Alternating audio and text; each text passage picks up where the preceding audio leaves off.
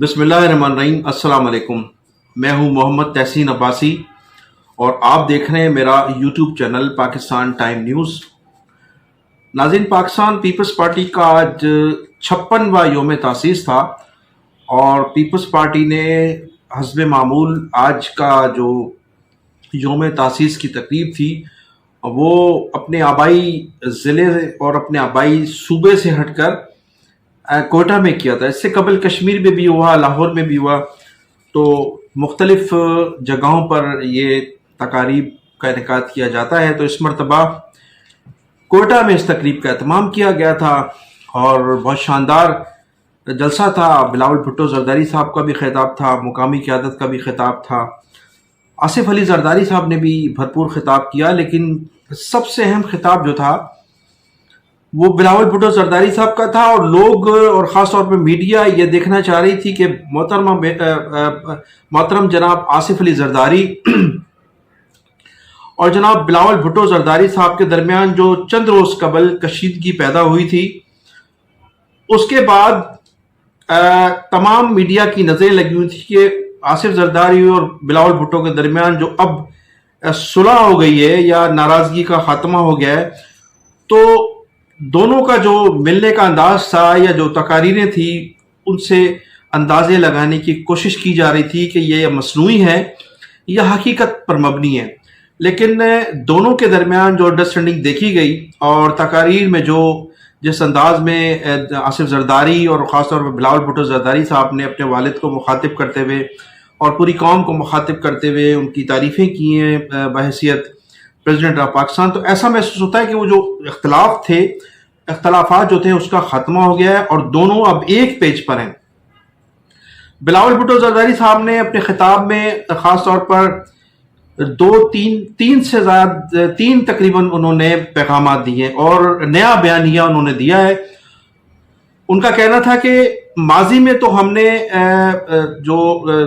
35 لاکھ خواتین تھیں ان کو بے نظیر انکم سپورٹ پروگرام سے جو خاندان تھے ان کو سپورٹ کیا، لیکن آئندہ انتخابات میں کامیابی کے بعد ہم یوتھ کو سپورٹ کریں گے، چونکہ ہمارے ملک میں 67% یوتھ ہے اور یوتھ کے لیے کبھی ماضی میں یوتھ پر توجہ نہیں دی گئی۔ اس مرتبہ ہم اقتدار میں آنے کے بعد یوتھ پر خصوصی توجہ دیں گے، ان کی تعلیم و تربیت، ان کے لیے ایجوکیشن سینٹر، ان کے لیے یونیورسٹیز کے قیام اور ان کے لیے خاص طور پر روزگار کا خاص طور پر بندوبست کیا جائے گا۔ ایک تو انہوں نے یہ ایک نیا بیانیہ دیا ہے اور وہ میں سمجھتا ہوں کہ آئندہ انتخابات جو ہیں وہ اسی نعرے پر لڑیں گے اور اسی نعرے کو برقرار رکھیں گے، اسی بیانیے پہ ان کا آئندہ انتخابی مہم ہوگی بلاول بھٹو زرداری صاحب کی۔ پھر انہوں نے ایک ذکر کیا ایگریکلچر کے حوالے سے، انہوں نے کہا کہ ہم ایگریکلچر کو سپورٹ کریں گے، ہاریوں کو سپورٹ کریں گے۔ دوسرے لفظوں میں اگرچہ انہوں نے زمینداروں کا، وڈیروں کا یا خانوں کا یا چودھریوں کا نام تو نہیں لیا، لیکن دوسری اس میں ان کا یہ کہنا تھا کہ ہم ان چودھریوں کو سپورٹ کریں گے، ان زمینداروں کو سپورٹ کریں گے، ان کے ریٹس بڑھائیں گے، ان کی سبزیوں کے ریٹس، گندم کے ریٹ، چاول کے ریٹ اچھے دیں گے تاکہ ہمارے ہاں فصلیں اچھی ہوں۔ تو دوسری صورت میں انہوں نے پیغام دیا ان وڈیروں کو، ان چودھریوں کو، ان خانوں کو، ان سرداروں کو کہ ہم آپ کو بھی سپورٹ کریں گے، یوتھ کو بھی سپورٹ کریں گے، آپ کو بھی سپورٹ کریں گے۔ لیکن انہوں نے اپنی اس تقریر میں صنعت کاروں کو مایوس کیا، تاجروں کو مایوس کیا۔ انہوں نے کہا کہ ہم صنعت کاروں کے بجائے، تاجروں کے بجائے ہم یوتھ کو سپورٹ کریں گے اور ایگریکلچرز جو ہیں ان لوگوں کو سپورٹ کریں گے، زمینداروں کو سپورٹ کریں گے، غریب ہاریوں کو سپورٹ کریں گے۔ اب بلاول بھٹو زرداری صاحب 3 مرتبہ پاکستان پیپلز پارٹی اقتدار میں رہی ہے، 3 مرتبہ، 2 مرتبہ محترمہ بینظیر بھٹو صاحبہ کو اقتدار ملا، پھر یوسف رضا گیلانی صاحب پرائم منسٹر بنے 5 سال کے لیے، اس سے قبل ذوالفقار علی بھٹو تھے، وہ تو ایک انقلابی دور تھا، لیکن اس کے بعد بھی 3 مرتبہ پیپلز پارٹی کو اقتدار ملا ہے۔ لیکن پیپلز پارٹی نے جو اب وہ دعوے کر رہے ہیں وہ اس وقت بھی کر سکتے تھے، یہ تمام کام یوتھ کو اس وقت بھی یہ سپورٹ کر سکتے تھے، لیکن اس وقت آخر کیوں نہیں کیا گیا؟ سوالات لوگوں کے ذہنوں میں اب یہ سوالات ابھر رہے ہیں کہ جو دعوے اب آئندہ انتخابات میں آپ کرنے جا رہے ہیں یا گزشتہ کئی جلسوں میں آپ کر چکے ہیں، آپ نے اس وقت کیوں نہیں کیے جب اللہ تعالیٰ نے آپ کو پاور دیا تھا؟ 3 مرتبہ 2 مرتبہ آپ کی والدہ محترمہ پرائم منسٹر بنی، پھر یوسف رضا گیلانی صاحب پرائم منسٹر بنے، پھر 17 ماہ آپ خود وزیر خارجہ رہے، تو اس وقت بھی آپ کے لیے بہت سے چانس تھے کہ آپ قوم کے لیے کچھ کرتے، کچھ غریبوں کے لیے، ہاریوں کے لیے، یوتھ کے لیے، لیکن اس وقت آپ کو نہ تو یوتھ یاد آئی تھی، نہ آپ کو یہ غریب ہاری یاد آئے تھے، اور نہ یہ وڈیرے اور زمیندار آپ کو یاد آئے تھے۔ اب آپ انتخابات سے قبل ایک نیا لولی پاپ دے رہے ہیں پوری قوم کو کہ ہم یوتھ کو بھی سپورٹ کریں گے، ہم ہاریوں کو بھی سپورٹ کریں گے۔ ہاریوں کے پس پردہ ان کا یہ کہنا تھا کہ ہم ایگریکلچرسٹ کو سپورٹ کریں گے تاکہ جو وڈیرے، جو سرمایہ دار ہیں، جو زمیندار ہیں، جو چودھری ہیں، وہ ہمیں چھوڑ کر نہ جائیں اور ہمیں بھرپور سپورٹ کریں۔ پیپلز پارٹی ماضی میں بھی ایسا کرتی رہی ہے، انہوں نے نعرہ تو غریب کا لگایا، روٹی اور کپڑا مکان کا نعرہ لگایا، لیکن نہ تو آج تک کسی کو مکان دیا گیا، نہ روٹی کا مسئلہ حل کیا گیا۔ 35 لاکھ خواتین کو بھکاری آپ نے ضرور بنا دیا، ان کو سپورٹ کیا۔ اگر ان کو بنگلہ دیش کی طرز پر اسمال انڈسٹریز بنا کر دی جاتی گھروں میں، جس طرح سے بنگلہ دیش میں اسمال انڈسٹریز گھروں میں بنا کر دی گئی ہیں، وہ خواتین خود ہی محنت کرتی ہیں، بینک ان سے ان کا مال خریدتا ہے، پھر وہ بینک اس کو ایکسپورٹ کرتا ہے۔ اسی طرز کا اگر کوئی پالیسی اپنائی جاتی تو ان خواتین کو بجائے اس کے کہ لائنوں میں لگ کر بینکوں سے پیسہ لینا پڑتا ہے، اگر وہ خود محنت کرتی اور خود گھروں میں اسمال انڈسٹریز کا قیام اگر عمل میں لایا جاتا تو یہ اس سے بہتر عمل تھا۔ اب یوتھ کو بھی آپ مالی سپورٹ کر کے اسی طرز پر لانا چاہ رہے ہیں، تو یوتھ کے لیے کوئی ایسی مضبوط پالیسی کی بات کریں جس سے یوتھ، ہمارا جو یوتھ ہے، ہمارا نوجوان جو ہے، اس کو بجائے اس کے کہ بے روزگاری الاؤنس آپ دیں، وہ جو ہے وہ کام کرنے کی قابل نہ رہے اور محض بے روزگاری الاؤنس پر گزارا کرے، تو ان کے لیے کوئی نت نئے انڈسٹریز لگائی جائیں۔ پاکستان پیپلز پارٹی کی 15 سال سے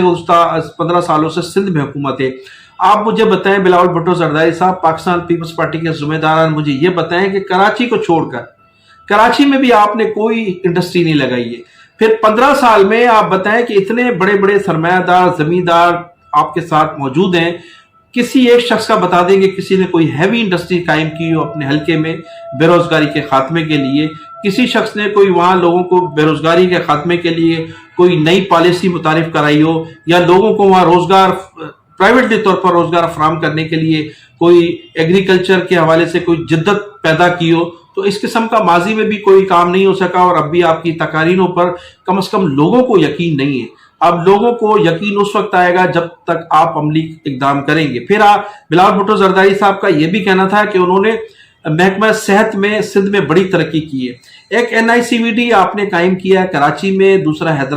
سکھر میں قائم ہوا ہے۔ سکھر کے حوالے سے تو میں نہیں کہوں گا، لیکن کراچی میں جس طرح سے اس NICVD میں کرپشن موجود ہے، اور آپ کے جو نامزد کردہ ڈاکٹر ندیم قمر صاحب ہیں، جن کی ان کی مبینہ طور پر کرپشن اور جس طرح سے وہاں لوگوں کے ساتھ سلوک روا رکھا جاتا ہے، کبھی آپ دورہ تو کر کے دیکھیں۔ بلاول بھٹو زرداری صاحب، کبھی پیپلز پارٹی کے دور میں آپ کی پھپھی جو تھی وزیر صحت تھی، کبھی ایک دن بھی انہوں نے دورہ نہیں کیا کہ NICVD جا کر دیکھیں۔ کراچی کے سول اسپتال کا حشر دیکھیں، حیدرآباد کا سول اسپتال آپ دیکھیں، سکھر کے سول اسپتال میں کبھی آپ جھانک کر دیکھیں، اور اب چانڈگا کی جو صورتحال ہے اس وقت، جو نگران صوبائی وزیر صحت نے جو چانڈگا میں کا دورہ کیا ہے، وہاں کی کیا صورتحال ہے، تو آپ تقاریر میں تو فرماتے ہیں کہ ہم نے محکمہ صحت میں بہت بڑھ کر کام کیا ہے، لیکن صورتحال صفر ہے۔ آج بھی لوگوں کے پاس، آج بھی اگر آپ سندھ کے بڑے شہروں میں آپ چلے جائیں، آپ کو سٹی اسکین مشینیں بند ہیں، ایکس رے مشین بند ہیں، اور تمام جو ٹیسٹ مشینیں وہ سب بند ہیں، لوگوں کو پرائیویٹ جو ہے ٹیسٹ کرانے پڑتے ہیں، وہاں میڈیسن نہیں ہے لوگوں کے پاس۔ تو غریب لوگ جو ہیں آج بھی قرض لے کر بھی اپنا علاج کرواتے ہیں، لیکن آپ دعویٰ کرتے ہیں کہ ہم نے محکمہ صحت میں بہت بڑے اقدامات کیے ہیں۔ بہرحال کوشش تو آپ نے کی ہے، لیکن اس پر آپ کی بیوروکریسی نے، آپ کے وزراء نے مبینہ طور پر، آپ کے اراکین اسمبلی نے جس طرح سے کرپشن کی بازار گرم کیا ہوا ہے، وہ سب آپ کے سامنے ہے۔ اب میں ناظرین ذکر کروں گا کراچی کی سیاسی صورتحال۔ تو کراچی کی جو موجودہ سیاسی صورتحال ہے،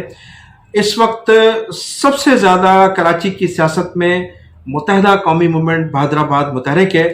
اور ان کا جو ٹارگٹ ہے وہ 29 ان کو جلسے کرنے ہیں، اس میں سے وہ 4 جلسوں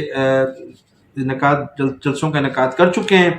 اس کے بعد پھر متحدہ قومی موومنٹ 90 جس کی قیادت لندن میں موجود ہے۔ پھر تیسرا جو گروپ ہے وہ ہے آفاق احمد۔ یہ تینوں گروپ مل کر کراچی کی سیاست میں کوئی اہم کردار ادا کریں گے۔ پھر چوتھے نمبر پہ میں سمجھتا ہوں پاکستان پیپلز پارٹی اور جماعت اسلامی کوئی اہم کردار ادا کر سکتی ہے، کچھ سیٹیں یہ جیتنے میں کامیاب ہوں گے۔ لیکن سب سے بڑا کردار جو ہے اس وقت کراچی میں وہ ہے بانی متحدہ الطاف حسین کا، اور الطاف حسین کے جو بھی فیصلے ہوں گے ان فیصلوں کے بعد کراچی کی اصل سیاسی صورتحال منظر عام پہ آئے گی۔ لیکن اس سے قبل انتخابات کا ابھی شیڈول اناؤنس نہیں ہوا ہے، لیکن اس کے باوجود بھی بہادرآباد ایک متحدہ قومی موومنٹ بہادرآباد نے اپنی سیاسی سرگرمیاں بہت تیزی سے ان کی جاری ہیں۔ مسلسل ان کی کارنر میٹنگز، مختلف میٹنگز اور جلسے بھی ان کے منعقد کیے جا رہے ہیں۔ تو ان کی یہ کوشش ہے کہ کسی طرح سے الطاف حسین کی متحدہ قومی موومنٹ کو جو مائنس کیا جائے اور وہاں کے جو لوگ ہیں جو وہ پریشر ہے اس پریشر کو توڑا جائے۔ پھر متحدہ مہاجر قومی موومنٹ کے چیئرمین آفاق احمد صاحب ہیں، جن کا شکوہ ہے کہ انہیں ابھی تک بھی جلسوں کوئی اور کارنر میٹنگز کی اجازت نہیں دی جا رہی ہے، اور کوشش یہ کی جا رہی ہے جس طرح کا طرز عمل ہے ہمارے حکمرانوں کا، ہماری موجودہ نگران حکومت کا، کہ ہمیں انتخابات سے باہر رکھنے کی کوشش کی جا رہی ہے۔ مسلسل آفاق صاحب فرما رہے ہیں کہ مسلسل کئی ہم نے اپلیکیشنز دی ہیں، متعدد جگہوں پر ہم نے کوشش کی ہے کہ ہم وہاں اپنے انتخابی جلسہ کریں یا اپنی کارنر میٹنگز کا آغاز کریں، لیکن ہمیں مسلسل نظر انداز کیا جا رہا ہے۔ ضلع انتظامیہ کہتی ہے کہ یہ آپ کو پرمیشن نہ دینا یہ میری پالیسی نہیں ہے، یہ اوپر والوں کی پالیسی ہے۔ اب اوپر کون لوگ ہیں، کون لوگ ان کو کون سی ایسی طاقتیں ہیں، کون سی ایسی قوتیں ہیں جو آفاق احمد کو جلسے کرنے نہیں دے رہی ہیں۔ تو آفاق احمد صاحب کا بھی یہی شکوہ ہے۔ ادھر الطاف حسین صاحب پر بھی اس وقت پابندی عائد ہے، ان کی سیاست پر، ان کی تحریر اور تقریر پر۔ ان کے کارکنان بھی جو ہے شدید تذبذب کا شکار ہے کہ آخر ہوگا کیا۔ الطاف حسین کو جب اجازت نہیں دی گئی سیاست کی تو پھر کون سے سیاسی فیصلے ہوتے ہیں، یہ ابھی ان کا مشاورت جاری ہے، اور اس کا تسلسل کئی دنوں سے جاری ہے، اور ابھی بھی اس مشاورت میں پوری ان کی جو ٹیم ہے وہ روزانہ کی بنیاد پر ان کے اجلاس ہو رہے ہیں رابطہ کمیٹی کے، رابطہ کمیٹی سے مشاورت کی جا رہی ہے، اور پوری قوم سے مشاورت کی ہے۔ ہزاروں لاکھوں لوگوں نے اپنی جو تجاویز ہیں بانی متحدہ الطاف حسین صاحب کو بھیجی ہیں، لیکن آئندہ آنے والے دنوں میں وہ فیصلہ کر سکتے ہیں کہ کراچی کی سیاست کس طرف رخ تبدیل کرے گی۔ لیکن ابھی سے ہی جو کچھ تجزیہ نگاروں نے اور کچھ سیاسی لوگوں کا کہنا ہے کہ جو لوگ متحدہ قومی موومنٹ بہادرآباد چھوڑ کر جا رہے ہیں اصل میں وہ بانی متحدہ الطاف حسین کے لوگ ہیں، اور وہ اپنے آپ کو شیلٹر کے لیے متحدہ قومی موومنٹ بہادرآباد میں شامل ہوئے تھے۔ لیکن اب یہ کہا جا رہا ہے کہ ان کو کہا گیا ہے کچھ طاقتوں کی جانب سے کہ وہ پیپلز پارٹی میں شامل ہوں، پیپلز پارٹی سے ٹکٹ لیں۔ اگر متحدہ قومی موومنٹ پر پابندی کا خاتمہ نہیں ہوا تو پھر یہ لوگ، اس کے علاوہ بھی بہت سے لوگ پیپلز پارٹی میں شامل ہونے کے لیے تیار ہیں۔ اگر متحدہ قومی موومنٹ 90 کو اجازت نہیں ملتی ہے انتخابات میں حصہ لینے کی تو پھر یہ بہت سی ٹکٹیں جو ہیں اردو سپیکنگ ان لوگوں کو دی جائیں گی، مہاجروں کو، جو ماضی میں متحدہ قومی موومنٹ 90 کے پلیٹ فارم سے انتخابات میں حصہ لیتے رہے۔ اچھا، ایک طرف تو یہ صورتحال ہے، دوسری جانب میری اطلاعات کے مطابق پاکستان پیپلز پارٹی میں ان چیزوں پر بھی تحفظات پائے جاتے ہیں۔ بعض لوگوں کا خیال ہے کہ اگر ان لوگوں کو ٹکٹ دیا گیا، جس طرح سے جوک در جوک متحدہ قومی موومنٹ بہادرآباد کے لوگ پاکستان پیپلز پارٹی جوائن کر رہے ہیں، تو پھر ممکن ہے کہ ادارے جو ہیں پاکستان پیپلز پارٹی کی قیادت سے ناراض ہوں، اور ممکن ہے کہ وہ اس مرتبہ تو اگر سندھ میں حکومت بنانے میں ہم کامیاب ہو جاتے ہیں، لیکن مستقبل میں ممکن ہو کہ پاکستان پیپلز پارٹی کے لیے اقتدار کے دروازے بند بھی ہو سکتے ہیں۔ تو لہٰذا سوچ سمجھ کر ہمیں یہ فیصلہ کرنا ہوگا، تو یہ بھی تحفظات پائے جاتے ہیں۔ تو ناظرین، مزید گفتگو آپ سے انشاءاللہ تعالی دوسرے بلاگ میں ہوگی۔ اجازت دیجیے گا اور اپنا بھی خیال رکھیے گا، اور میرے چینل کو سبسکرائب بھی کیجیے گا۔ پاکستان زندہ باد۔